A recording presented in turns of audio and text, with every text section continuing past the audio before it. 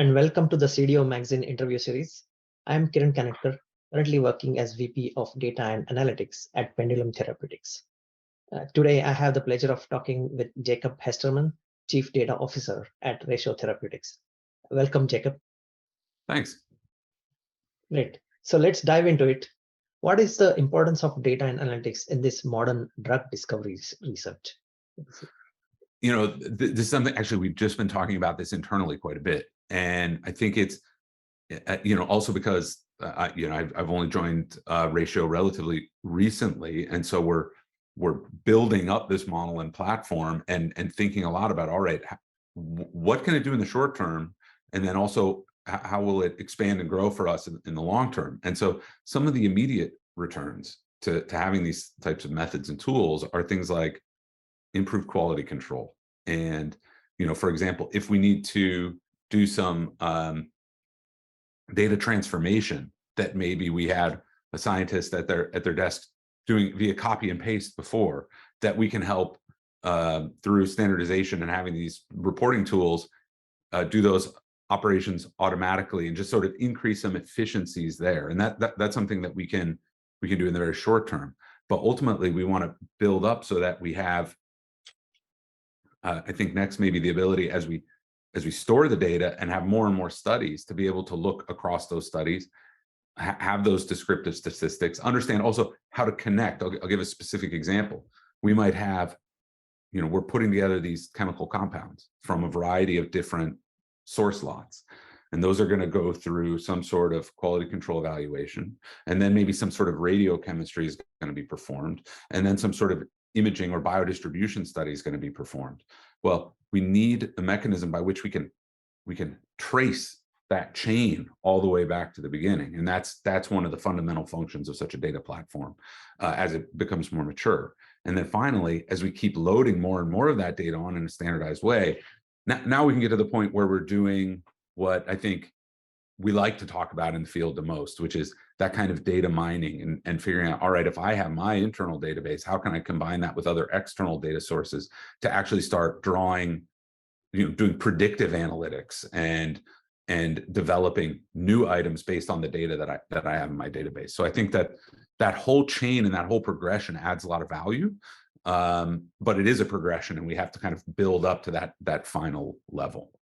Yeah, absolutely. I think as most companies become mature with their data and analytics initiatives, going up that maturity curve, doing some predictive and prescriptive analytics, that's definitely makes the sense. So you talked a lot about how data and analytics is being used for your core company mission. How else are you using data and analytics for other company activities? Yeah, so I guess I did focus primarily on really the data management, data structuring side. I think, other methods that we're using that are a little more maybe on the scientific or specific to our industry is that we do a lot of work with image processing and analytics around. So radiotherapy, targeted radiotherapy is a fairly new field.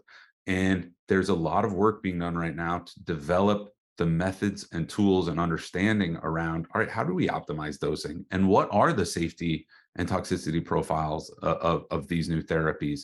And how do we even calculate that in a meaningful physical and also biological way?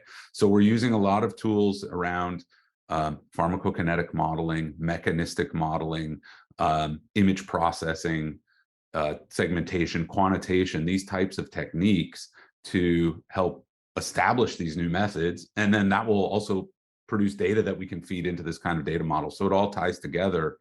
But I think that's another avenue through which our really data science and analytics group are contributing scientifically as well as technically. That's great. Thanks. Then I had just one general question about data and analytics about, I'm seeing, a lot of companies are trying to get better at using data and analytics, and more, as more and more data gets generated, the speed at which data is generated is increasing. So one thing which I see is really we need to have data literacy and self-service really to be able to respond quickly to the market needs. So how do you handle data literacy and self-service in your environment? Yeah, that's a very good question. There's a combination of tools at our disposal, and some of them are, well, I'll just give, I guess, my opinion here, in that there are many tools out there that we can look at and read, but I actually view part of the role of our data team internally almost as being ambassadors, and it's our job to sort of ingest that information and understand what are the tools, concerns, considerations. We didn't even talk about things like data privacy and protection, which factor in. And for us to sort of interpret that information and then figure out how we can communicate it internally to our teams in a way that ties it to our particular company's mission and needs, so that they can understand, all right, here's at a high level, some general considerations for how data transformation is happening, or data privacy and protection. General, good for everybody to know. And now specifically, here's how that impacts us internally, and practically what you need to understand and know about, so that you can do your job well and also use these tools to the best of their ability in a safe and compliant way. Yeah, absolutely. I think privacy is definitely on top of the mind for everybody these days, right? And especially when it comes to like personally identifiable data, health related data, then definitely people are more conscious about sharing that data. So you talked about sharing data with external parties and all. So how does the privacy play in that world, when there is also you need some data from external parties, not just your own data, right? Yep. So there's it comes down to having the right, well, consent, and make sure, starting with the patients, everything starts with patients, and making sure that there's understanding there, and appropriate consent. And then comes down to having the right tools for ensuring PHI removal and sort of clean anonymized data. And then also the right policies internally for, all right, if we're going to receive these kinds of data, how do we store them first in a quarantine zone, let's say, where we're going to review them, make sure that they are complete and also clean before we ingest and store, and then making sure we have the appropriate access controls internally for, and that comes back to your question about communicating with our larger teams, or like, why do these data live where they do, and why is access limited to them, and how do we make sure that they're protected in the right way. Great. But I think if we follow those rules, there are opportunities for this kind of data sharing, and then that's also a grow, as we know, and it's a growing area for opportunity to move away from the need for that kind of data sharing, as we talk about federated learning type of methods that might be brought to bear. I think that's an emerging area that has some wonderful applications that are already up and running, but still some areas that need a lot of development and refinement and understanding. I'm thinking about imaging in particular, before they can be really widely used. But something that we should keep considering and building towards. Great. That's great. Yeah, I think with that, I come to my last question about, so you talked about data tools, and in data and analytic tool industry, there is a lot of tools already, right? Hundreds of tools, and new ones are coming almost every day. So how do we keep track of these tools, and how do you select what's the right for you? Yeah.